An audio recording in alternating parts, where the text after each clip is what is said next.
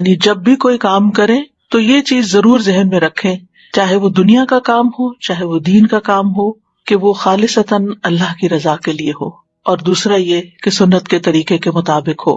اور اگر ہمارے دن بھر کے کام ان دو شرائط پر پورے اترتے ہوں گے تو انشاءاللہ وہ سب خیر کے کام ہی کہلائیں گے، اور اگر زندگی اس طرح گزرتی گئی تو انشاءاللہ فلاح پائیں گے، کیونکہ وَافْعَلُوا الْخَيْرَ لَعَلَّكُمْ تُفْلِحُونَ۔ فلاح، کامیابی، سکسیس، اس کا انحصار اس بات پر ہے کہ ہم اس زندگی کو کتنے اچھے کاموں میں گزارتے ہیں۔ رسول اللہ صلی اللہ علیہ وسلم نے فرمایا، ہر شخص صبح کو اٹھتا ہے تو اپنے نفس کا سودا کرتا ہے، پھر یا تو اسے آزاد کرتا ہے یا اسے ہلاک کر دیتا ہے، یعنی اینڈ آف دا ڈے یا تو پھر نفع کا سودا اور یا نقصان کا سودا۔ اس لیے آغاز دن سے ہی نیکیوں کی ٹھان لیں، آنکھ کھلے تو دعا کے ساتھ دن کا آغاز کریں، اور وہ دعا بھی کیا ہے؟ الحمدللہ الذی احیانا بعدما اماتنا والیہ النشور۔ سب تعریفیں اللہ ہی کے لیے ہیں جس نے ہمیں مرنے کے بعد زندہ کیا اور اسی کی طرف دوبارہ جانا ہے۔ نیند گویا کہ ایک موت تھی اور ہمیں ایک نیا دن ملا، نئی زندگی ملی، اور ہر روز ہمیں نئی زندگی ملتی ہے، کیونکہ بہت سے لوگ نیند کی حالت میں دنیا سے ہی چلے جاتے ہیں، ان کو واپس زندگی نہیں ملتی۔ اس لیے اٹھتے ہی اللہ کا شکر ادا کریں، یعنی اپنے دن کا آغاز گریٹیٹیوڈ سے کریں، الحمدللہ۔ اور جب آپ یہ الفاظ ادا کریں تو صرف ایک روٹین میں یا ایسے دل میں ہی نہیں کہتے، بلکہ بول کے ان کو ادا کریں۔ کم از کم اتنا اونچا ضرور بولے کہ آپ کے اپنے کان سن لیں، اپنے آپ کو ضرور سنوائیں، کیونکہ شکر صرف دل میں نہیں ہوتا۔ جب تک انسان اس کو زبان پر نہیں لاتا، اس کو اپنی زبان سے ادا نہیں کرتا، تو اس شکر سے لطف نہیں اٹھا سکتا، خوشی محسوس نہیں کر سکتا۔ لہٰذا اللہ کا شکر ادا کرے کہ اللہ نے آپ کو زندگی دی۔ پھر اس کے بعد دن کا آغاز فجر کی نماز سے کریں، اور پھر فجر کی نماز ایک بنیادی پلر ہے۔ اگر ہم دن کا آغاز ایک صحیح طریقے سے کریں گے تو انشاءاللہ عمارت کبھی نہیں گرے گی۔ فجر کی نماز پڑھنے والے کے لیے اللہ کا ذمہ ہے۔ رسول اللہ صلی اللہ علیہ وسلم نے فرمایا، جس نے صبح کی نماز پڑھی وہ شام تک اللہ کے ذمے میں ہے، یعنی اللہ کی حفاظت اور ضمانت میں ہے۔ اللہ نے اسے دنیا اور آخرت میں امن عطا کیا۔ فجر کی نماز میں لمبی تلاوت کریں، وقرآن الفجر ان قرآن الفجر کان مشہودا، اور فجر کا قرآن پڑھیے، بے شک فجر کا قرآن ہمیشہ سے حاضر ہونے کا وقت رہا ہے، اس وقت فرشتے حاضر ہوتے ہیں۔ کم سے کم تو 3 آیات ہوتی ہیں جیسے سورۃ اخلاص کی، لیکن زیادہ جتنی آپ بڑھا سکے، کیونکہ نبی صلی اللہ علیہ وسلم کی نمازوں میں فجر کی نماز سب سے طویل ہوتی تھی، یعنی اس کی قرات طویل ہوتی تھی۔ تہجد تو آپ خود اپنے لیے پڑھتے تھے تو وہ تو ویسے ہی طویل ہوتے تھے۔ رسول اللہ صلی اللہ علیہ وسلم نے فرمایا، کیا تم میں سے کوئی شخص یہ پسند کرتا ہے کہ جب وہ اپنے گھر واپس آئے تو اس میں 3 بڑی فربہ حاملہ اونٹنیاں موجود پائے، یعنی موٹی تازی 3 اونٹنیاں گھر میں کھڑی ہوں؟ ہم نے عرض کی، جی ہاں۔ آپ نے فرمایا، پس 3 آیات جنہیں تم میں سے کوئی شخص اپنی نماز میں پڑھتا ہے، جو شخص اپنی نماز میں پڑھتا ہے وہ اس کے لیے 3 بھاری بھرکم اور موٹی تازی حاملہ اونٹنیوں سے بہتر ہے۔ تو اس سے یہ پتہ چلتا ہے کہ وہ قرآن کا حصہ جو ہم اپنی نماز کے اندر پڑھتے ہیں وہ اس سے افضل ہے جو ہم نماز کے باہر پڑھتے ہیں۔ لہٰذا اگر اللہ سبحانہ وتعالیٰ توفیق دیں تو تہجد کی نماز میں زیادہ سے زیادہ قرآن مجید پڑھیں، اور اپنا ڈیلی ایک ورد جو ہے وہ مقرر کر لیں کہ اتنا تو کم از کم ضرور پڑھنا ہے، کیونکہ جب ہم کوئی چیز مقرر کر لیتے ہیں اپنے اوپر تو پھر نبھا بھی جاتے ہیں۔ اور اگر آپ اپنے آپ کو اوپن اینڈ دیں تو نفس غالب آ جاتا ہے، سستی کر جاتا ہے اور انسان اس کو پورا نہیں کر پاتا۔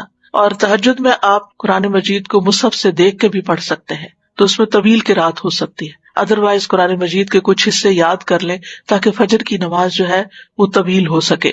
نبی صلی اللہ علیہ وسلم کسی بھی حالت میں فجر کی سنتیں نہیں چھوڑتے تھے، خاص صحت مند ہوتے یا مریض ہوتے، سفر میں ہوتے یا مقیم ہوتے، یہ نماز آپ نے کبھی نہیں چھوڑی۔ اس لیے ان سنتوں کا اہتمام کرنا ضروری ہے۔ اگر کسی وجہ سے نماز فرض میں تاخیر ہو رہی ہو، آنکھ دیر سے کھلی، تو آپ دوبارہ سورج نکلنے کے بعد پہلے ان سنتوں کی قضا پڑھیں۔ فجر کی سنتیں دنیا و ما فیہا سے بہتر ہیں۔ آپ صلی اللہ علیہ وسلم نے فرمایا، صحیح مسلم کی روایت ہے، فجر سے پہلے کی 2 رکعتیں دنیا اور جو کچھ اس میں ہے اس سے بہتر ہے۔ آپ سوچئے کہ اگر صرف فجر کی 2 سنتوں کی یہ قدر و قیمت ہے، ان کا یہ مقام ہے کہ دنیا اور جو کچھ دنیا میں ہے سب سے بہتر ہے، تو پھر فرض نماز کا کیا عالم ہوگا اور باقی نمازوں کی کیا قدر و قیمت ہوگی۔ اس لیے کبھی بھی سستی کے مارے یا سفر یا تھکاوٹ یا بیماری میں بھی ان سنتوں کو نہ چھوڑیں۔ اور اگر آپ اس وقت شعور کے ساتھ یہ سنتیں ادا کریں کہ اس وقت دنیا میں جو کچھ ہے، اگر آپ امیجن کر سکیں اس کو، تو میں اس سے بہتر چیز کا سودا کرنے جا رہی ہوں، تو انشاءاللہ اس سے آپ کی نماز میں ایک روح بھی آ جائے گی۔ اور پھر نماز خشوع و خضوع کے ساتھ ادا کریں۔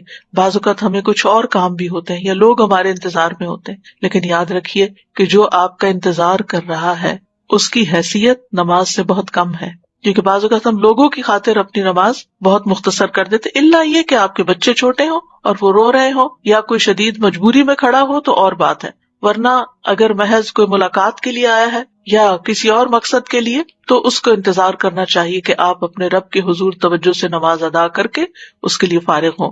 ایک سجدہ جو اطمینان اور خشوع کے ساتھ ادا کیا جاتا ہے وہ زمین کے تمام سونے کے خزانوں سے بھی بہتر ہے، اس لیے محبت کے ساتھ، شوق کے ساتھ سجدہ ادا کریں، کیونکہ جب بھی کوئی سجدہ کرتا ہے تو اللہ سبحانہ وتعالی اس سجدے کے سبب اس کا ایک درجہ بڑھا دیتے ہیں اور اس کے ذریعے ایک خطا مٹا دیتے ہیں۔ تو ایک صحابی نے یہ سوال کیا تھا آپ سے کہ اللہ کے رسول، مجھے آپ ایسے عمل کی خبر دیں جس کے کرنے سے اللہ مجھے جنت میں داخل کر دے، یا یہ کہ اللہ کے نزدیک سب سے پسندیدہ عمل کے بارے میں خبر دیں۔ تو آپ خاموش رہے، پھر انہوں نے پوچھا، پھر خاموش رہے، جب تیسری بار پوچھا تو آپ نے فرمایا کہ تم پر اللہ کے لیے سجدوں کی کثرت لازم ہے، یعنی سجدوں کے ذریعے تم سب سے زیادہ تیزی کے ساتھ اللہ کا قرب حاصل کر سکتے ہو، کیونکہ سجدے میں انسان سب سے زیادہ اللہ کے قریب ہوتا ہے۔ تو زمین پہ صرف ٹھونگے نہ ماری جائے بلکہ بہت توجہ کے ساتھ، بہت جم کے سجدہ کیا جائے۔ نماز ختم ہونے پر اذکار ضرور کرے، اور سب سے پہلا ذکر اللہ اکبر، استغفر اللہ استغفر اللہ استغفر اللہ کے بعد کیا ہے؟ اللہم انت السلام ومنک السلام تبارکت یا ذا الجلال والاکرام۔ اس کو اگر آپ شعور کے ساتھ پڑھتے ہیں تو آپ کے اندر ایک سلامتی کی فیلنگ آتی ہے اور آپ کی وریز اور فکر اور پریشانیاں ختم ہوتی ہیں۔ اس لیے پوری توجہ کے ساتھ یہ دعا پڑھیں۔ پھر اسی طرح جب تک آپ مصلی پہ بیٹھے ہوں گے اور وضو قائم رہے گا تو فرشتے دعا کرتے رہیں گے، کیا؟ اللہم اغفر لہ، اللہم ارحمہ، اے اللہ اس کی مغفرت فرما، اس پر رحم فرما۔ پھر اسی طرح نماز کے بعد 33 بار سبحان اللہ، 33 بار الحمدللہ اور 33 مرتبہ اللہ اکبر، اور 100 کا عدد پورا کرنے کے لیے لا الہ الا اللہ وحدہ لا شریک لہ لہ الملک ولہ الحمد وہو علی کل شیء قدیر پڑھ لیں تو اس کے بارے میں فضیلت یہ ہے کہ اس شخص کے سارے گناہ معاف کر دیے جائیں گے، اگرچہ وہ سمندر کی جھاگ برابر ہی کیوں نہ ہو۔ اور اگر 33 بار پڑھنے کا وقت نہیں تو 10 بار ان تسبیحات کو پڑھ لیں، لیکن تسبیحات پڑھے بغیر نہ اٹھیں، اور تسبیحات ہاتھ پہ پڑھیں۔ مثلا 10 بار پڑھنے کے لیے ہر انگلی پر 2 دفعہ سبحان اللہ پڑھ لیں۔ اگر 10 بار پڑھنا ہے تو 5 انگلیوں پہ بغیر کسی کنفیوژن کے 10 پورے ہو جائیں گے، کیونکہ دائیں ہاتھ سے پڑھنا افضل ہے۔ اور اسی طرح اگر آپ 33 بار پڑھنا چاہتے ہیں تو آپ ایک دفعہ نیچے سے اوپر کو 3 دفعہ اور دوسری دفعہ اوپر سے نیچے کو 3 دفعہ دائیں ہاتھ پہ پڑھیں، تو اس طرح 30 دفعہ ہو جائے گا، اور پھر ایک دفعہ اور چھوٹی انگلی پر 3 دفعہ مزید پڑھ کے 33 بار ہو جائے گا۔ یہ سیرہ رضی اللہ عنہا سے روایت ہے کہ نبی صلی اللہ علیہ وسلم نے عورتوں کو حکم دیا کہ وہ تکبیر، تقدیس اور تحلیل کی محافظت کریں اور تسبیح کو انگلی کے پوروں سے شمار کریں، اس لیے کہ قیامت کے دن ان سے بھی پوچھا جائے گا، سوال کیا جائے گا، اور وہ جواب دیں گی، یہ بولیں گی، تو یہ کیا گواہی دیں گی ہمارے حق میں کہ انہوں نے ہم پر اللہ کا ذکر گنا تھا۔ فجر کی نماز کے فوراً بعد سورج نکلنے سے پہلے صبح کے اذکار پوری توجہ کے ساتھ کریں۔ اللہ تعالیٰ فرماتے یا ایھا الذین آمنوا اذکروا اللہ ذکرا کثیرا وسبحوہ بکرۃ واصیلا، اے ایمان والو اللہ کو بکثرت یاد کیا کرو اور صبح و شام اس کی تسبیح کیا کرو۔ اور جو شخص صبح و شام 100 دفعہ سبحان اللہ و بحمدہ پڑھتا ہے تو قیامت کے دن کوئی شخص اس سے زیادہ افضل عمل نہیں لا سکتا سوائے اس کے جس نے اس کے برابر پڑھا ہو یا اس سے زیادہ پڑھا ہو۔ اور کوشش کیجئے کہ اپنی نماز کی جگہ پر ہی بیٹھے ہوئے اذکار مکمل کر لیں، کیونکہ فجر کی نماز سے لے کر سورج طلوع ہونے تک بیٹھنے کا اجر بہت بڑا ہے۔ رسول اللہ صلی اللہ علیہ وسلم نے فرمایا، جو شخص صبح کی نماز جماعت کے ساتھ ادا کرے پھر بیٹھا اللہ کا ذکر کرتا رہے یہاں تک کہ سورج نکل آئے، پھر 2 رکعتیں پڑھے اس کے لیے ایک حج اور ایک عمرے کا ثواب ہے۔ حضرت انس فرماتے ہیں کہ پھر رسول اللہ صلی اللہ علیہ وسلم نے فرمایا تامتن تامتن تامتن، مکمل مکمل مکمل ثواب ہے، یعنی حج اور عمرے کا۔ اس لیے اس وقت کو ذکر اذکار میں، اللہ کی عبادت میں، اور یہ بھی ہے کہ اگر آپ قرآن کی تلاوت تہجد میں نہیں کر چکے تو اس وقت میں آپ قرآن مجید کی تلاوت بھی کر سکتے ہیں، لیکن یہ اسی وقت ہو سکتا ہے جب آپ تھوڑا وقت پر اٹھیں۔ یہ نہیں کہ سورج نکلنے سے 15 منٹ پہلے اٹھیں تو اس وقت یہ فضیلت آپ حاصل نہیں کر سکتے، آذان کے ساتھ ہی اٹھ جائیں اور پھر اس وقت میں اپنے صبح شام کے اذکار، کیونکہ صبح شام کے جو اذکار ہیں، صبح کے اذکار خاص طور پر، یہ آپ کے لیے حفاظت کا ذریعہ بھی ہے، اور یہ اسی وقت حفاظت کا ذریعہ ہے جب آپ ان کو سورج نکلنے سے پہلے پڑھتے ہیں۔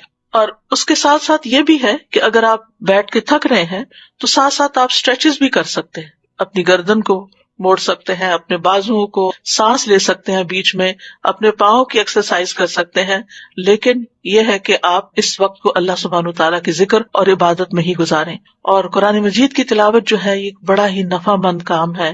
اپنا مصحف روز کھولیں، یعنی کوئی دن ایسا نہ جائے کہ جس کے شروع میں آپ کا قرآن مجید کا کوئی حصہ نہ ہو، کیونکہ یہ بابرکت کتاب ہے اور اس کی برکت کی وجہ سے آپ کے دن کے کام بھی آسان ہو جائیں گے۔ سورۃ فاطر کی آیات میں اللہ تعالیٰ فرماتے ہیں ان الذین یتلون کتاب اللہ واقاموا الصلاۃ وانفقوا مما رزقناہم سرا وعلانیۃ یرجون تجارۃ لن تبور لیوفیہم اجورہم ویزیدہم من فضلہ انہ غفور شکور۔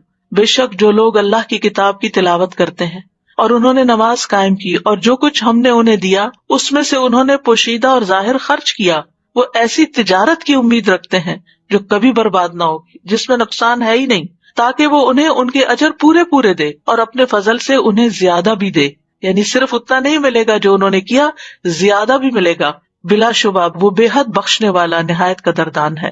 اور پھر قرآن مجید کی تلاوت دن بھر آپ کو غموں سے آزاد رکھے گی، کیونکہ جب دل میں غم بیٹھ جاتے ہیں تو یہ اس بات کی طرف اشارہ ہوتا ہے کہ آپ کے دل کو مزید قرآن کی غذا کی ضرورت ہے۔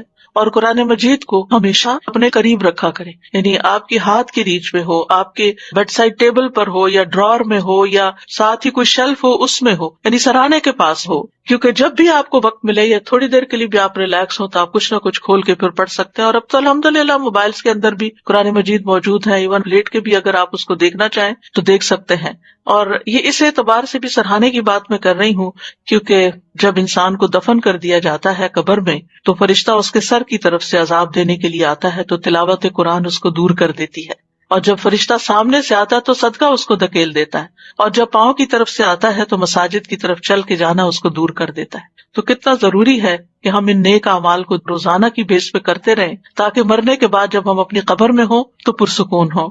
اور اگر آپ کو اللہ تعالیٰ توفیق دیتا ہے، اور خصوصاً وہ خواتین جو بزرگ ہیں، جن کے بچے چھوٹے نہیں یا جو جاب نہیں کرتی، جو اپنے گھر پہ ہوتے ہیں یا ریٹائر ہو چکے ہیں، تو ان کے لیے یہ نیکیاں کمانے کا بہت ہی اچھا وقت اور موقع ہے کہ وہ سورج نکلنے تک انتظار کریں، عبادت کریں، اور پھر اس کے بعد جب اشراق کا وقت ہو تو اشراق پڑھیں۔ اور اس کے بارے میں حدیث قدسی ہے، رسول اللہ صلی اللہ علیہ وسلم نے فرمایا تمہارا رب فرماتا ہے اے ابن آدم، کیا تم اس بات سے عاجز آ گئے ہو کہ تم دن کے ابتدائی حصے میں 4 رکعتیں پڑھو؟ میں ان کے بدلے میں تمہارے دن کے آخر تک تمہیں کفایت کروں گا، یعنی تمہارے سارے کام بنا دوں گا۔ پھر اس کے بعد پہلی چیز یہ کہ ناشتہ کریں، ناشتہ کریں، اگرچہ آپ کا دل نہ بھی چاہے، لیکن کچھ دن اگر آپ زبردستی کچھ کریں گے تو پھر عادت بھی ہو جائے گی، کیونکہ روحانی ترقی ہو نہیں سکتی جب تک انسان کی صحت درست نہ ہو، جسمانی طور پر مضبوط نہ ہو۔ اگر آپ کو گھر سے فوراً نکلنا ہوتا ہے اور آپ کا زیادہ وقت عبادت میں گزر گیا ہے تو آپ اپنے ساتھ کھجور بھی رکھ سکتے ہیں، یعنی اگر آپ کو شدید مصروفیت ہے اور وقت کم ہے تو کھجور کا ناشتہ کر سکتے ہیں۔ نبی صلی اللہ علیہ وسلم کی سنت بھی ہے، آپ نے فرمایا بالائی علاقے کی اجوا کھجور کا نہار منہ استعمال کرنا ہر قسم کے جادو اور زہر سے شفا ہے۔ پھر دودھ بہترین غذا ہے اور ان چیزوں کو بھی عبادت سمجھ کے کریں۔ رسول اللہ صلی اللہ علیہ وسلم کے پاس دودھ لایا گیا تو آپ نے اسے پیا، پھر رسول اللہ صلی اللہ علیہ وسلم نے فرمایا بے شک دودھ کے علاوہ کوئی چیز ایسی نہیں جو کھانے اور پینے دونوں سے کفایت کر دے، یعنی اگر آپ کچھ کھا نہیں پی سکے اور 1 کپ دودھ پی لیتے ہیں تو آپ کا کھانا اور پینا دونوں ہو گئے۔ ابن عباس کہتے ہیں کہ رسول اللہ صلی اللہ علیہ وسلم نے فرمایا جس کو اللہ کھانا کھلائے اسے چاہیے کہ وہ یوں کہے اللہم بارک لنا فیہ وارزقنا خیرا منہ، اے اللہ تو ہمارے لیے اس میں برکت عطا کر اور ہمیں اس سے بہتر رزق عطا کر. تو آپ دیکھیے ہر روز اگر یہی انسان پڑھے تو کتنی بھلائی ہوگی. اور جسے اللہ دودھ پلائے تو یوں کہے اللہم بارک لنا فیہ وزدنا منہ، یہ نہیں کہا خیرا منہ، کیونکہ دودھ سے بہتر کوئی چیز نہیں. اے اللہ تو ہمارے لیے اس میں برکت عطا فرما اور ہمیں اس سے زیادہ دے، یعنی مزید دودھ عطا فرما. اور پھر یہ کہ آپ اپنے دن کے کام کاج شروع کریں اور صبح صبح یہ نیت کریں اور اپنے منہ سے دہرایا بھی کریں کہ حیاتی کلھا للہ، میری ساری زندگی اللہ کے لیے ہے، میرا سارے دن کے کام اللہ ہی کی خاطر ہے. قل ان صلاتی و نسکی و محیای و مماتی للہ رب العالمین، کہہ دیجئے بے شک میری نماز، میری قربانی، میری زندگی، میری موت اللہ کے لیے ہے جو جہانوں کا رب ہے. تو جب آپ نیت کر لیں گے ایک دفعہ کہ میرے آج دن کے سارے کام اللہ کی خاطر، تو پورا دن ہی آپ کا انشاءاللہ عبادت میں گزرے گا. پھر یہ ہے کہ ہر روز اپنے لیے علم نافع میں اضافہ کریں. رب زدنی علما یہ اپنی دعاؤں میں شامل کر لیں. رسول اللہ صلی اللہ علیہ وسلم نے فرمایا جو شخص صبح کے وقت اس لیے مسجد کی طرف نکلا کہ بھلائی سیکھے یا سکھائے تو اس کے لیے پورا حج ادا کرنے والے کی مثل اجر ہے. یعنی ہر روز اگر انسان اپنے گھر سے نکلتا ہے علم حاصل کرنے کے لیے تو حج کے برابر اس کو ثواب ملتا ہے. اور علم سیکھنے اور سکھانے کے لیے وقت مقرر کریں. اگر آپ نے کوئی کلاس جوائن کی ہوئی ہے یا اگر آپ آن لائن کلاس لے رہے ہیں تو وہ سب سے بہتر ہے. یعنی چاہے آپ کتنے ہی کورسز کر چکے ہوں، کہیں نہ کہیں اپنے آپ کو باندھ کے رکھیں، کیونکہ اگر آپ نے کہیں کمٹمنٹ نہیں کی تو پھر آپ صرف سوچتے ہی رہ جائیں گے.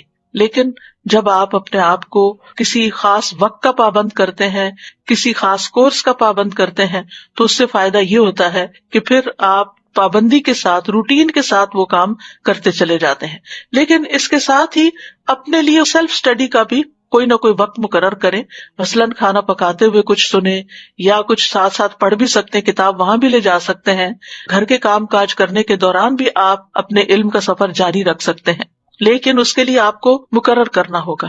مثال کے طور پر میں نے اپنے ناشتہ بنانے کے وقت کو مقرر کیا ہوا ہے قرآن مجید سننے کے لیے، کیونکہ سن کر میرے دل پہ بہت اثر ہوتا ہے اور دہرائی بھی ہوتی چلی جاتی ہے. یعنی تلاوت اپنی جگہ ہے لیکن سننا. تو آپ بھی اپنے کسی ایک وقت میں جس میں آپ کے ہاتھ مشغول ہیں، آپ خود پڑھ نہیں سکتے، تو آپ اس وقت لسننگ کریں. موبائل پہ آپ خاص ایپ لوڈ کر لیں جس میں صرف آپ کی لسننگ ہی ہوتی رہے، یعنی وہاں سے اس کو ہٹائے نہیں، اور اس طرح پورا قرآن مجید جو ہے سن کر بھی مکمل کریں. یہ بھی علم بڑھانے کا ایک طریقہ ہے. اور خاموشی سے اگر انسان قرآن مجید سنتا ہے تو اللہ تعالیٰ کی رحمت بھی نازل ہوتی ہے. اور وقت مقرر کرنے کے بارے میں اس لیے بھی کہوں گی کہ ایک خاتون نبی صلی اللہ علیہ وسلم کی خدمت میں حاضر ہوئی، کہنے لگی اللہ کے رسول آپ کی تمام باتیں مردوں نے سیکھ لی، ہمارے لیے بھی آپ اپنی طرف سے کوئی دن مخصوص کریں جس میں ہم آپ کے پاس آئیں اور آپ ہمیں وہ تعلیمات دیں جو اللہ نے آپ کو سکھائی ہیں. تو آپ نے فرمایا کہ فلاں دن فلاں جگہ جمع ہو جاؤ، یعنی جگہ بھی بتا دی اور دن بھی بتا دیا. چنانچہ عورتیں جمع ہوئی، نبی صلی اللہ علیہ وسلم ان کے پاس آئے اور انہیں وہ سکھایا جو اللہ نے آپ کو سکھایا تھا. تو اس لیے کسی سے سیکھنا جو ہے یہ بھی ساری زندگی جاری رکھے. انسان کسی بھی مقام پر پہنچ جائے تو اس کو سیکھنے کا سفر ختم نہیں کرنا چاہیے. امام احمد بن حنبل کے بارے میں آتا ہے کہ بہت بوڑھے بھی ہو چکے تھے، چلنا بھی ان کے لیے مشکل ہو گیا تھا، لیکن جب سنتے کہ شہر میں کوئی عالم آیا ہے تو اپنی قلم دوات اٹھاتے اور چل پڑتے. تو ان سے کسی نے پوچھا کہ کب تک آخر آپ یہ علم کی مجالس میں جائیں گے؟ کہا موت تک، یعنی جب تک میری زندگی ہے میں مزید سیکھتا رہوں گا. بعض باتیں انسان نے سیکھی بھی ہوتی ہیں لیکن بھول جاتا ہے، ان کو دوبارہ تازہ کرنے کی ضرورت ہوتی ہے، اور اس سے ایمان بھی بڑھتا ہے. اپنے دلوں کو ایمان سے سجائیں. وَلَكِنَّ اللَّهَ حَبَّبَ إِلَيْكُمُ الْإِيمَانَ وَزَيَّنَهُ فِي قُلُوبِكُمْ. اپنے آپ کو دیکھا کرے کہ کیا میرے دل میں ایمان کا حسن ہے، خوبصورتی ہے. اور ایمان میں اضافے میں جو چیزیں مددگار ہوتی ہیں وہ ہیں اللہ تعالیٰ کی اطاعت اور پسند کے کام کرنا، امانت کی حفاظت کرنا، سچ بولنا، ایمان کے مزین ہونے کی دعا کرنا، ایمان گھٹانے والے کاموں سے بچنا، چاہے وہ زبان کے گناہ ہو یا ویسے گناہ ہو، اور ایمان والے ساتھی تلاش کرنا، نیک صحبت. یعنی اب کووڈ کے دنوں میں آپ لوگوں سے ملنے کے لیے نہیں جا سکتے، لیکن آپ کال کر سکتے ہیں، آپ بات کر سکتے ہیں، لیکن ان لوگوں سے بات کرنے سے پرہیز کیجیے جو صرف غیبت سنانے والے ہوں یا صرف منفی باتیں کر کے آپ کو پریشان کرنے والے ہوں. ان کو کسی کام لگا دیجیے تاکہ وہ آپ کو نشانہ نہ بنائے، آپ کو ڈسٹ بن نہ بنائے کہ وہ صرف اپنے مسائل ہر وقت آپ کے سر پہ ڈالتے رہیں اور آپ ان کی وجہ سے پریشان رہیں، چاہے وہ آپ کے رشتے داروں میں سے ہو، چاہے وہ آپ کی اولاد میں سے ہو، چاہے آپ کے والدین میں سے ہو، چاہے آپ کے بہن بھائیوں میں سے ہو، کیونکہ یہی قریبی رشتے ہوتے ہیں جو بعض اوقات ہمارے لیے آزمائش بن جاتے ہیں. اور ان کی زندگی میں مسائل ہوتے ہیں، وہ جب بات کرتے ہیں وہ کسی نہ کسی کی شکایت کرتے ہیں، کسی نہ کسی کی غیبت کرتے ہیں، کوئی شوہر کی کر رہا ہے اور کوئی بچوں کی کر رہا ہے اور کوئی بہن بھائیوں کی کر رہا ہے اور کوئی کسی رشتے دار کی، کوئی نیبر کی. تو اس چیز سے آپ نے پوری طرح بچنا ہے. آپ ان کو کسی ایسے کام لگا سکتے ہیں، علم سیکھنے سکھانے کے کام میں، کسی ویلفیئر کے کام میں، کسی کی خدمت کے کام میں، کہ جس سے ان کی زندگی میں خوشی آئے اور دھیان بٹے اور وہ ہر وقت آپ سے اس قسم کی باتیں نہ کریں. اور اگر وہ نہیں باز آتے تو ان کو آپ اچھے طریقے سے سمجھا بھی سکتے ہیں کہ یہ کام آپ کے اور میرے دونوں کے ایمان کے لیے بھی درست نہیں اور ہماری آخرت کے لیے بھی درست نہیں. ایک دفعہ شاید ان کو یہ بات کڑوی لگے، لیکن یہ ہے کہ آئندہ کے لیے وہ سنبھل جائیں گے. پھر اسی طرح یہ ہے کہ قلبی طہارت کے ساتھ ساتھ اپنی جسمانی طہارت کا بھی روزانہ اہتمام کریں. اپنے جسم، ناخن، بدن، ان تمام چیزوں کے بارے میں فکر مند رہیں. ابو ہریرہ کہتے ہیں 5 چیزیں فطری ہیں: ختنہ کرنا، زیر ناف بال صاف کرنا، بغل کے بال اکھاڑنا، ناخن تراشنا، مونچھیں کتروانا. اور خواتین اپنے اعتبار سے جو بھی صفائی کے طور طریقے ہیں جو انہوں نے اختیار کرنے ہیں ان کا بھی دن مقرر کریں. مثلاً اگر آپ نے ہر فرائیڈے مقرر کر رکھا ہے یا ہر سنڈے مقرر کر رکھا ہے، اگر آپ اپنی پرسنل ہائیجین کے لیے ٹائم فکس کر لیں گے تو انشاءاللہ آپ کو مشکل نہیں ہوگی. لیکن باقی ڈیلی نمازوں میں وضو کرتے ہوئے اچھی طرح اپنے آپ کو صاف کریں، ساتھ مسواک کریں. رسول اللہ صلی اللہ علیہ وسلم دن یا رات میں جب بھی سو کے اٹھتے تو وضو سے پہلے مسواک کیا کرتے تھے. آپ فرماتے ہیں اگر مجھے یہ ڈر نہ ہوتا کہ میں مومنوں پر مشقت ڈال دوں گا تو میں انہیں ہر نماز کے وقت مسواک کا حکم دیتا.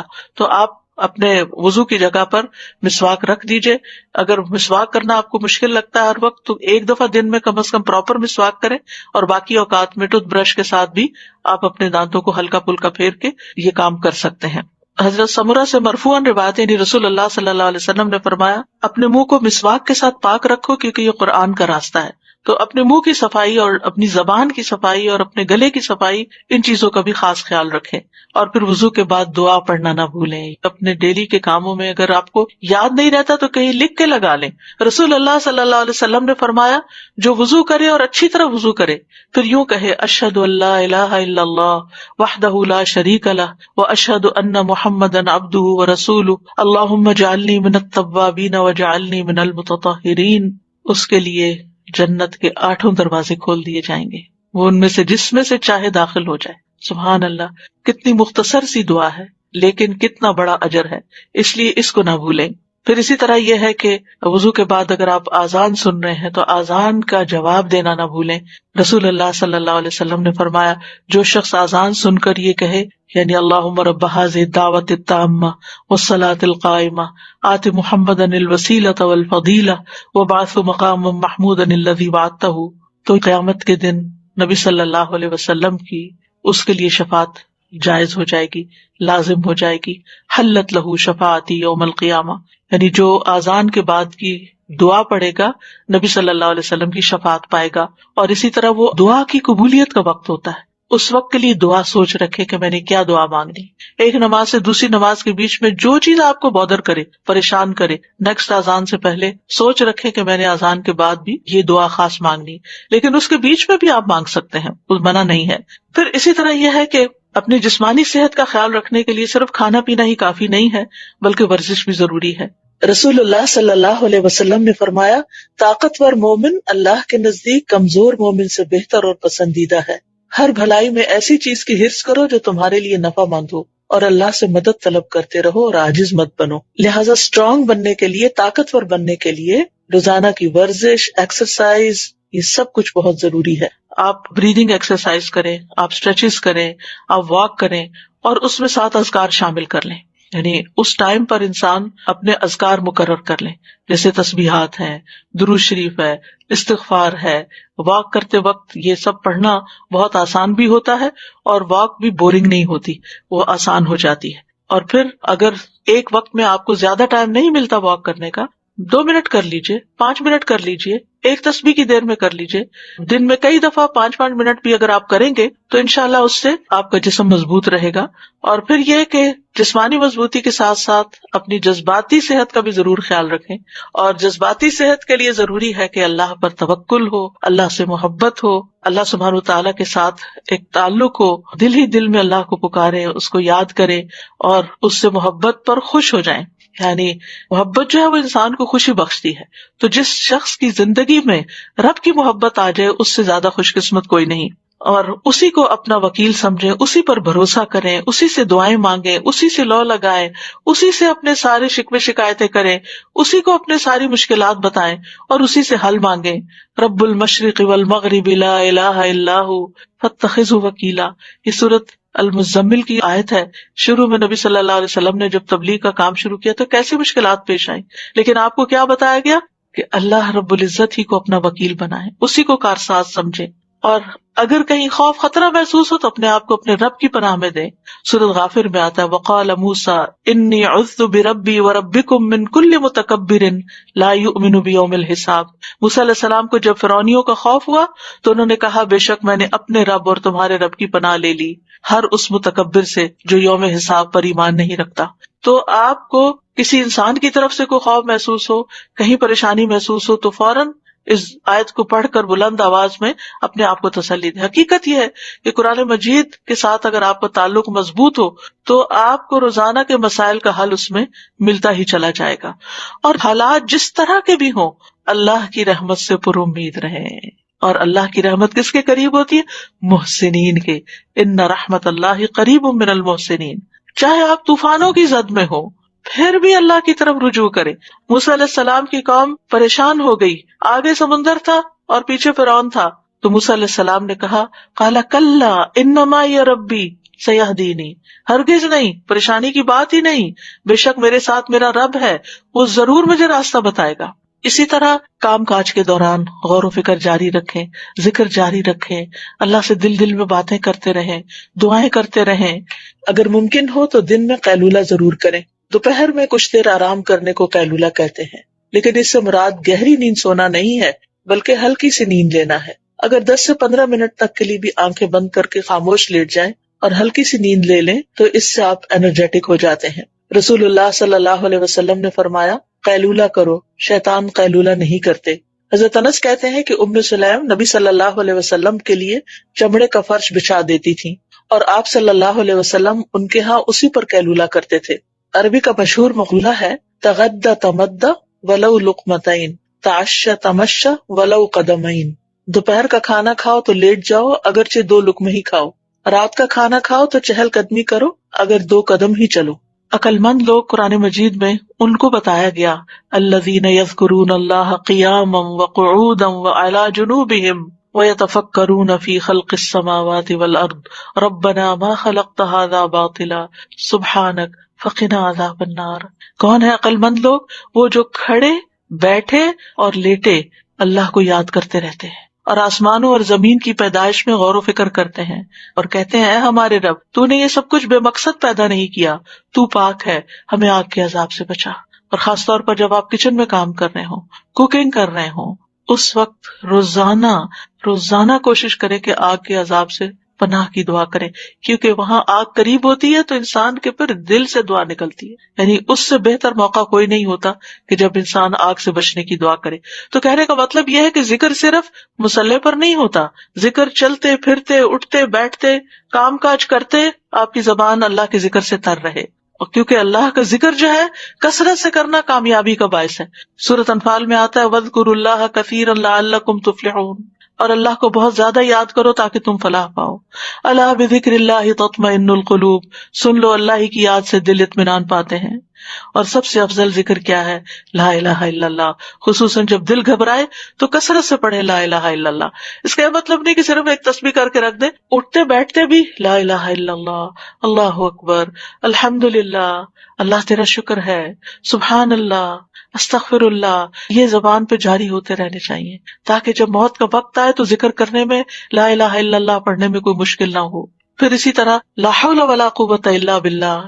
رسول اللہ صلی اللہ علیہ وسلم نے حضرت ابو ہریرہ سے فرمایا لا حول ولا قوت الا باللہ زیادہ پڑھا کرو، یہ جنت کے خزانوں میں سے ایک خزانہ ہے. یعنی جنت میں اگر آپ کو خزانے چاہیے تو لا حول کی کثرت کر دیں. کثرت سے توبہ استغفار بھی کرنی چاہیے کیونکہ استغفار سے رحمت کے دروازے کھلتے ہیں، دنیا کی ساری مشکلات حل ہوتی ہیں.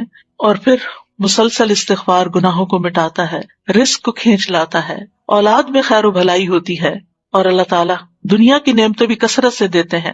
جیسے کہ سورۃ نوح میں آتا ہے کہ آسمان سے بارشیں بھی برسیں گی، مال اور بیٹوں سے بھی تمہاری مدد ہوگی، اور اگر مال میں کمی ہے یا بیٹوں کی طرف سے پریشانی ہے تو وہ بھی اللہ تعالیٰ دور کرے گا، اور تمہیں باغات عطا کرے گا، تمہارے لیے نہریں جاری کر دے گا۔ مغرب کی نماز کے بعد بھی اللہ سبحانہ وتعالیٰ کا ذکر کرے۔ حدیث میں آتا ہے، رسول اللہ صلی اللہ علیہ وسلم نے فرمایا، جو شخص لا الہ الا اللہ وحدہ لا شریک لہ لہ الملک ولہ الحمد یحیی ویمیت وہو علی کل شیء قدیر مغرب کے بعد 10 مرتبہ پڑھے گا، اللہ تعالیٰ اس کی حفاظت کے لیے اسلحہ بردار فرشتے بھیجے گا جو صبح تک اس کی شیطان سے حفاظت کریں گے۔ پھر یہ ہے کہ دن بھر کے کاموں کو آپ آرگنائز کر کے کریں، یعنی اپنے آپ کو جتنا آپ ڈسپلن کریں گے اتنا ہی آپ کا دن زیادہ پروڈکٹیو ہوگا۔ وقت کا بہتر سے بہتر استعمال کریں۔ رسول اللہ صلی اللہ علیہ وسلم نے فرمایا، 2 نعمتیں ایسی ہیں جن کے بارے میں اکثر لوگ خسارے میں ہیں، ایک تندرستی اور دوسرے فراغت۔ بہت سے لوگ بہت سی چیزیں سوچتے ہیں لیکن کر نہیں پاتے، اور جب کرنے لگتے ہیں تو تھوڑی دیر میں دھیان ادھر ادھر ہو جاتا ہے اور پھر ہر چیز بکھر جاتی ہے۔ اینڈ آف دا ڈے انسان کہتا ہے میں نے تو کچھ کیا ہی نہیں، اور پریشانی پر پریشانی بڑھتی چلی جاتی ہے۔ اور چونکہ ہر انسان کی زندگی میں کوئی نہ کوئی امتحان ہوتا ہے، پریشانی ہوتی ہے، تو بعض اوقات انسان اس پریشانی میں اتنا مغلوب ہو جاتا ہے کہ جو بھی اس نے اپنے کام سوچے ہوتے ہیں وہ سارے ایک طرف رکھ کے کوئی ذہنی تفریح کا سامان کر لیتا ہے۔ اور آج کل تو بہت بڑا فتنہ ہے کہ موبائل ہمارے ہاتھ میں ہے، کوئی ڈرامہ لگا لیتا ہے اور کوئی گانا سننا شروع کر دیتا ہے، اور کوئی کسی طرح کی بھی ویڈیو دیکھ کے ایک کے بعد ایک شروع ہو جاتی ہیں، اور اس طرح جو کرنے کے کام ہے وہ سارے دھرے کے دھرے رہ جاتے ہیں۔ تو اس چیز کے بارے میں آپ نے بہت کانشیس ہونا ہے، کیونکہ انسان اگر ان چیزوں میں پڑا رہے تو چھوٹی چھوٹی پریشانیاں اس کو ڈسٹریکٹ کر سکتی ہیں، اور چھوٹی چھوٹی خوشیوں کا حصول اس کو ڈسٹریکٹ کر سکتا ہے، تو پھر انسان کا ایک دن بھی ضائع ہوا تو سمجھے اس نے بہت بڑا نقصان کیا۔ اور یہ کہانی سبھی کی ہے کسی نہ کسی طرح، اس لیے کارآمد اور نتیجہ خیز دن گزارنے کے لیے ضروری ہے، نمبر 1، اپنے پورے دن میں جو کام آپ بے مقصد کرتے ہیں ان پہ غور کریں، ان کی لسٹ بنائیں کہ کون سے کام فضول کے کام ہیں جن کے بغیر بھی گزارا ہو سکتا ہے، یا اس سے بہتر کام بھی ہیں، تو اپنے وقت کو گھٹیا کاموں میں نہیں گزاریں، بہتر کاموں میں گزاریں۔ دوسرا یہ کہ اپنے سارے دن کے کاموں کے نتائج بھی دیکھیں کہ اس کا ریزلٹ کیا ہے، آؤٹ کم کیا ہے، میں نے جو اس چیز پہ اتنا وقت لگا دیا تو میں نے کیا کمایا، کیا حاصل کیا۔ بعض اوقات ہم ایسے ہی کوئی لغو سی چیز دیکھنا شروع کر دیتے ہیں اور کہتے ہیں اس میں بھی لرننگ ہے، اینڈ میں پوچھے کیا لرن کیا، کیا سیکھا، کیونکہ بہت وقت صرف ایک نفس کی خواہش ہوتی ہے جس کے پیچھے انسان چل رہا ہوتا ہے۔ نمبر 3، اپنے مقصد پر نظر رکھیں کہ میرا کسی بھی کام کے کرنے کے پیچھے مقصد کیا ہے، یہ کام میں کیوں کر رہا ہوں۔ کوئی بھی مصروفیت آپ نے جو اختیار کی ہے یا شروع کی ہے، اور اس مقصد کے راستے میں جو چیز رکاوٹ ہے اس رکاوٹ کو پہلے دور کریں، ورنہ آپ منزل پہ نہیں پہنچ سکتے۔ چوتھی چیز یہ کہ اپنے اہم اور ضروری کاموں کو متعین کریں، یہ چیزیں میری زندگی میں بہت امپورٹنٹ ہیں جنہیں میں نے کرنا ہے، اور ان کو لکھ لیں باقاعدہ، یعنی اپنی پرائرٹی لسٹ بنائیں، اہم ترین کاموں کو لکھ لیں، جو آپ کا ٹارگٹ ہے، جو گول آپ حاصل کرنا چاہتے ہیں، اس کے لیے کیا چیز مددگار ہوگی اس کو بھی ساتھ لکھ لیں۔ مثلا آپ نے ایک کام لکھا کہ مجھے یہ کام کرنا ہے، چاہے لکھنے کا کوئی کام ہے یا پکانے کا ہے یا کوئی صدقہ خیرات کا یا ویلفیئر کا یا جس بھی طرح کا کوئی کام ہے، یا آپ کی ڈیوٹی سے ریلیٹڈ کوئی کام ہے، تو ویسے تو سارے کام بڑے اہم لگ رہے ہوتے ہیں، لیکن اہم ترین کاموں کو ٹاپ پرائرٹی پر رکھیں کہ یہ مجھے پہلے کرنا ہے، اور کس طرح کرنا ہے وہ بھی ساتھ پلان کریں۔ اور 5ویں چیز یہ ہے کہ اپنے مقصد کو حاصل کرنے کے لیے فوکسڈ رہیں، کیونکہ بہت سے لوگ سب کچھ کر لیتے ہیں لیکن جب کام شروع کرتے ہیں تو اس پہ فوکس نہیں کرتے، لہٰذا کام ختم نہیں ہوتا۔ رکاوٹ آتی ہے تو اس کو دور کریں، سولوشن نکالیں، حل نکالیں، اور اگر ایک طریقے سے آپ کا ٹارگٹ حاصل نہیں ہوا تو کوئی دوسرا طریقہ اختیار کریں، امید کے ساتھ کام کریں، مایوس نہ ہو، کیونکہ یہ نہیں ہوتا کہ جو چیز ہم سوچیں وہ ویسے ہی ہو بھی جائے، بعض اوقات ہو جاتی ہے اور بعض اوقات نہیں بھی ہوتی۔ اور چھٹی بات یہ ہے کہ سستی سے بچیں اور کاموں کو لٹکائیں نہیں، اچھا بعد میں صحیح، اچھا کل صحیح، اچھا صبح صحیح۔ اور 7ویں بات یہ کہ جب روٹین نہیں ہوتی تو پھر بہت سے کام چھوٹ جاتے ہیں، اپنی ڈیلی روٹین سیٹ کریں۔ آپ سمجھیں کہ آپ کے دن کے 24 گھنٹے آپ کے پاس 24 باکسز ہیں، آپ دیکھیں کہ آپ نے ہر گھنٹے میں اس باکس کے اندر کیا ڈالا ہے، کوئی فائدے کی چیز ڈالی ہے، کوئی بیکار اسٹفنگ کی ہے، یا کوئی کوڑا کرکٹ ڈال دیا۔ اور قیامت کے دن جب آپ جا کے وہ باکس کھولیں گے تو آپ کو پتہ چلے گا کہ یہ گھنٹہ بھی بیکار تھا، اور یہ بھی یہ میں نے کیوں کیا۔ اس وقت پھر پریشان ہونے کا فائدہ نہیں۔ تو اگر آپ امیجنری باکسز بھی بنا لیں، یا آپ اپنے کسی کاغذ کو لے کے اس پہ 24 خانے ڈال کے اپنا ٹائم ٹیبل بنائیں اور ٹائم لکھ لیں. جس ٹائم سے آپ شروع کریں گے وہیں پہ جا کے ختم ہوگا. آپ شیٹ کے اوپر سارے خانے جو نیند کا ٹائم ہے اس کو آپ الگ کر لیں اور باقی جو بیداری کے ٹائم ہے ان کو آپ لکیر لگا کے ہر گھنٹے کا کام لکھیں کہ اس گھنٹے میں مجھے کیا کرنا ہے. اگر آپ وہ لکھ لیں گے تو پھر کوشش کریں کہ اس گھنٹے میں وہی کام کریں, کوئی اور نہ کریں, الا یہ کہ کوئی بہت بڑی ایمرجنسی ہو تو پھر اس کام کو کسی اور کام کے ساتھ آپ ملا سکتے ہیں. تو جب تک آپ کی ڈیلی روٹین نہیں ہوگی, گھڑی کے ساتھ آپ نہیں چلیں گے تو آپ کا ڈے پروڈکٹیو نہیں ہوگا. بہت ضروری ہے کہ ہر چیز کے لیے وقت نکالا جائے, اپنی جسمانی ضروریات کے لیے بھی, روحانی ضروریات کے لیے بھی, ذہنی ضروریات کے لیے بھی, جذباتی ضروریات کے لیے بھی, دین کے کاموں کے لیے بھی, اور پھر اس کے لیے اپنے نفس سے جہاد کرنا ہوگا. کیونکہ نفس ان النفس لامارۃ بالسوء, نفس تو انسان کو برائیوں پر بہت اکساتا ہے, اور نفس کے خلاف جہاد سب سے افضل جہاد ہے. نبی صلی اللہ علیہ وسلم نے فرمایا, اللہ عز و جل کی ذات کی خاطر تیرا اپنے نفس اور خواہش سے جہاد کرنا افضل جہاد ہے, اور اس میں کبھی اپنی نیند کو قربان کرنا اور کبھی اپنی کسی پسندیدہ چیز کو قربان کرنا کہ نہیں اب اس چیز کا وقت نہیں. لٹرلی بہت دفعہ ایسا ہوتا ہے کہ جیسے پیاس بھی لگی ہوتی ہے یا بھوک بھی شدید لگی ہوتی ہے لیکن کھانے کے لیے وقت نہیں نکلتا کیونکہ اس سے زیادہ اہم کام کوئی اور ہوتا ہے. تو انسان یہ جو قربانی کرتا ہے اس وقت اپنے کھانے پینے کی یا اپنے آرام کی, یہی نفس کے ساتھ جہاد ہے کہ میری پرائرٹی یہ ہے اور یہ کام آج مجھے کرنا ہے اور یہ میرے ٹارگٹس ہیں, ان کو میں نے اچیو کرنا ہے. تو انشاءاللہ اللہ سبحانہ وتعالیٰ بہت آسانی کریں گے, اور کچھ چیزیں آپ پھر ملٹی ٹاسکنگ میں بھی لا سکتے ہیں, دو کام اکٹھے بھی کر سکتے ہیں تاکہ آپ کا وقت بچے. اور اگر آپ وقت میں برکت لانا چاہتے ہیں نا تو 5 نمازیں وقت کی پابندی کے ساتھ ادا کریں, کیونکہ ان الصلاۃ کانت علی المؤمنین کتابا موقوتا, بے شک نماز ایمان والوں پر ہمیشہ سے ایسا فرض ہے جس کا وقت مقرر کیا ہوا ہے. اور سب سے افضل عمل کیا ہے؟ نماز کو اس کے اول وقت پر ادا کرنا. نمازوں کے وقت کو ضائع کرنے والے کے لیے ہلاکت ہے. فویل للمصلین الذین هم عن صلاتهم ساہون, یہ کون لوگ ہیں؟ یہ وہ لوگ ہیں جو اپنے وقت کو ٹال کے نماز پڑھتے ہیں لیکن تاخیر سے پڑھتے ہیں, غیر ضروری کاموں میں زیادہ وقت لگا دیتے ہیں, نماز کی تاخیر کر دیتے ہیں اور پھر اس میں جلدی جلدی نماز پڑھ کے اٹھ جاتے ہیں. ایسی نماز کو منافق کی نماز کہا گیا.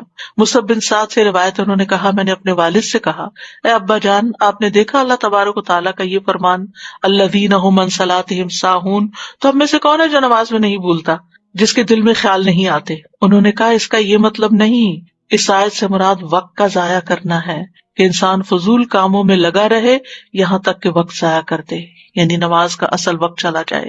اس لیے نماز اپنے وقت پر, ایسا نہ ہو کہ فجر کی نماز قضا ہو جائے, اور ایسا نہ ہو کہ سوئے رہیں, کیونکہ نبی صلی اللہ علیہ وسلم نے اپنا ایک خواب بیان کرتے ہوئے فرمایا, آپ نے خواب میں دیکھا کہ ایک شخص تھا جس کا سر پتھر سے کچلا جا رہا تھا, وہ قرآن کا حافظ تھا مگر وہ اس سے غافل ہو گیا اور فرض نماز پڑھے بغیر سو جاتا تھا. اور پھر نماز لیٹ کرنا جو ہے نفاق کی علامت ہے. منافق سورج کو دیکھتا رہتا ہے, جب شیطان کے 2 سینگوں کے درمیان وہ ہوتا ہے یعنی غروب ہونے کے قریب ہوتا ہے تو اٹھ کر 4 ٹھونگے مارنے لگ جاتا ہے اور ان میں اللہ کا ذکر نہیں کرتا. یعنی کہ جو منافقوں کے بارے میں قرآن مجید میں آتا ہے وَلَا يَأْتُونَ الصَّلَاةَ إِلَّا وَهُمْ كُسَالَىٰ, کہ وہ نماز سستی کر کر کے پڑھتے ہیں, دیر سے پڑھتے ہیں, دنیا کے کاموں سے تھک کے پھر نماز پڑھتے ہیں اور اس میں کوئی خشوع و خضوع نہیں ہوتا. نماز جو ہے قبر میں بھی ساتھ ہوگی, حفاظت کرے گی, نماز بندے کی حفاظت کرے گی. لیکن کس کی نماز؟ وہ جو اپنی نمازوں کی حفاظت کرتا ہے. والذین هم علی صلاتہم یحافظون, بندے کو جب قبر میں رکھا جاتا ہے اور لوگ قبر میں دفنا کے جاتے ہیں تو جانے والوں کے زمین پہ جو جوتوں کی آواز آتی ہے وہ بھی سنتا ہے. اگر وہ مومن ہوتا ہے تو نماز اس کے سر کی طرف آ جاتی ہے, روزہ دائیں طرف, زکوٰۃ بائیں طرف, دیگر نیک کام اس کے پاؤں کی طرف آ جاتے ہیں. تو جب سر کی طرف سے فرشتہ عذاب دینے کو آتا تو نماز اس کو روک دیتی ہے, اور اسی طرح باقی نیکیاں بھی. نماز کہتی ہے میری طرف سے آنے کا راستہ نہیں ہے. اس لیے کتنا ضروری ہے کہ ہم اس نماز کی حفاظت کریں, اور مرد خاص طور پر باجماعت نماز کی حفاظت کریں. اگر گھر میں 2 مرد بھی ہیں اور مسجد بہت دور ہے کہ ہر وقت نہیں جا سکتے تو اکیلے نماز پڑھنے کی بجائے جماعت سے پڑھیں. اور اگر گھر کی خواتین بھی ساتھ شامل ہونا چاہیں تو موسٹ ویلکم. اور اگر مسجد بھیج سکتے ہیں اور بچے چھوٹے ہیں, یعنی آپ خود تو نہیں جا سکتی لیکن ان کو مسجد لے جا بھی سکتی ہیں اگر آپ کے ہسبینڈ مصروف ہیں یا وہ اویلیبل نہیں ہے, تاکہ بچے مسجد کی عادت ڈالیں. اور پھر نماز کے وقت سے ذرا پہلے جائیں تاکہ نماز کی سنتیں ادا ہوں. جو شخص دن میں 12 رکعتیں ادا کرے اس کے لیے جنت میں گھر بنا دیا جاتا ہے. 2 فجر سے پہلے، 4 ظہر سے پہلے، 2 ظہر کے بعد، 2 مغرب کے بعد اور 2 عشاء کے بعد. یہ 12 رکعتیں بنتی ہیں. اور آپ دیکھیے کہ اگر ہر روز آپ کے لیے جنت میں ایک محل تیار ہو رہا ہے، ایک محل تیار ہو رہا ہے، ایک محل تیار ہو رہا ہے، سوچیے آپ نے وہاں ہمیشہ رہنا ہے. ہمیشہ ہمیشہ.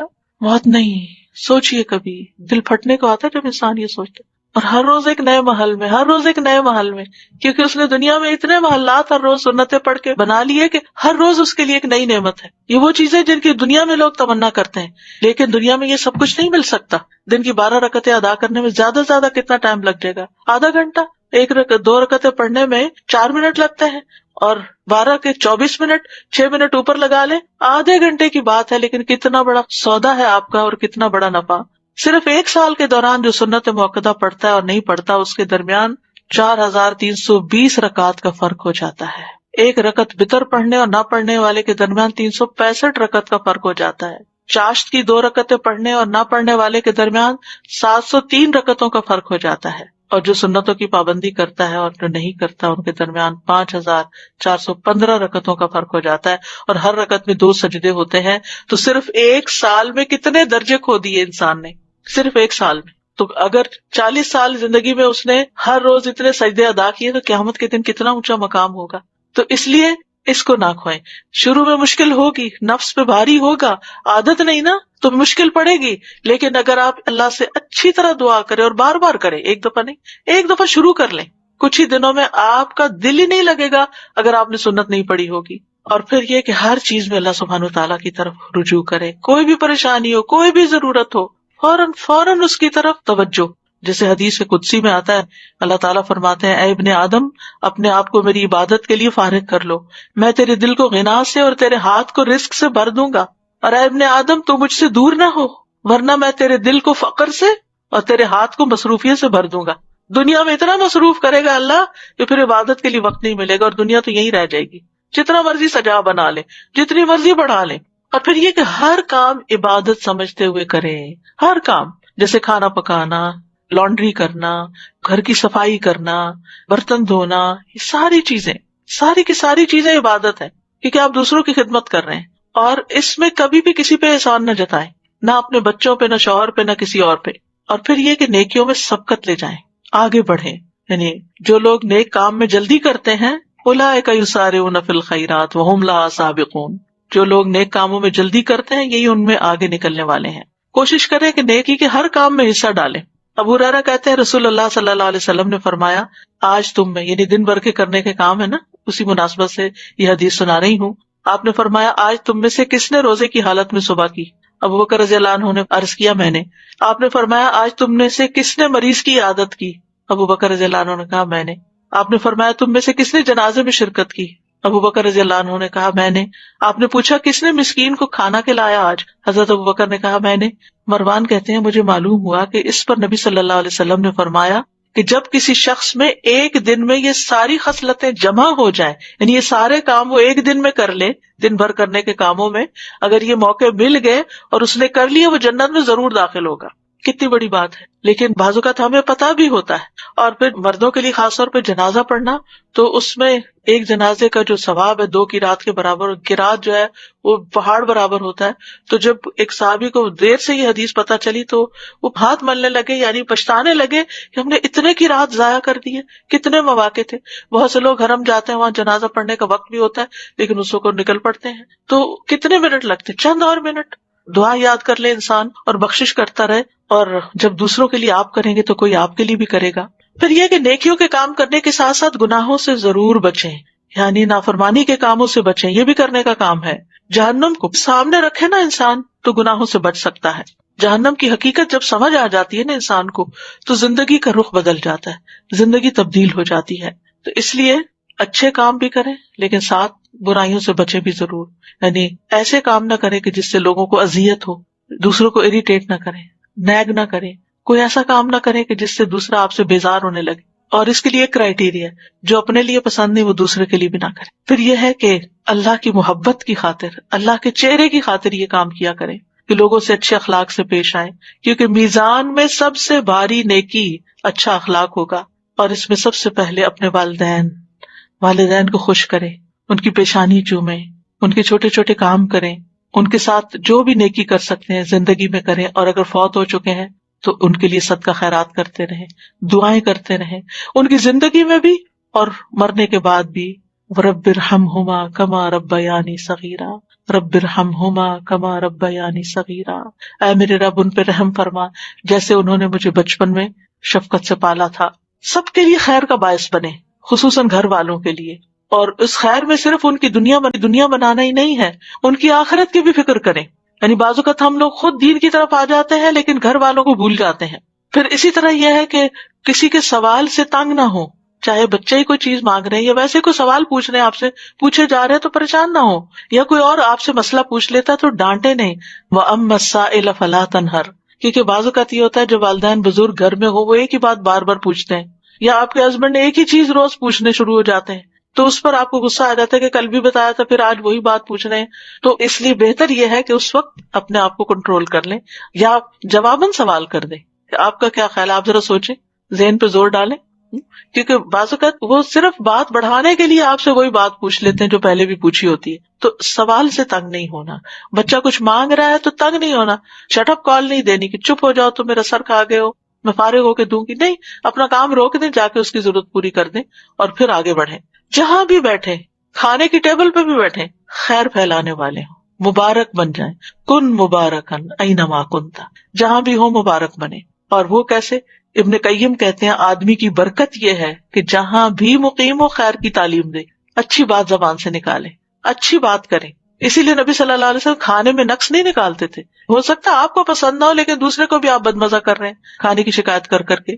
اور بچوں کی تربیت کے لیے کھانا کھانے کا وقت بہترین وقت ہے جب ان کے ساتھ بیٹھ کر آپ ان کو کوئی اچھی بات بتا سکتے، لیکن اللہ کی خاطر اس وقت ان کی کھچائی نہ شروع کر دیں کہ دن بھر کے بعد اب ہاتھ آئے ہیں۔